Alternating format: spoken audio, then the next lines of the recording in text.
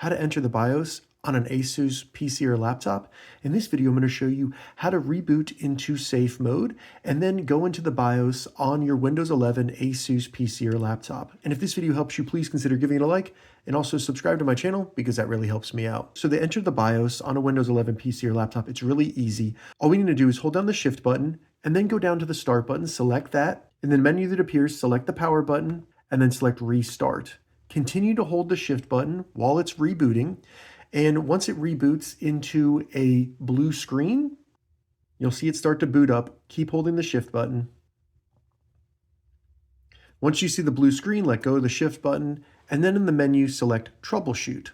After that, select Advanced Options, and then UEFI Firmware Settings. Once you select that, go ahead and select Restart. And now it's going to reboot the computer, and when it reboots, you'll be in the BIOS. So now you've entered the BIOS on an ASUS PC or laptop running Windows 11. If this video helped you, give it a thumbs up, and please consider subscribing to my channel.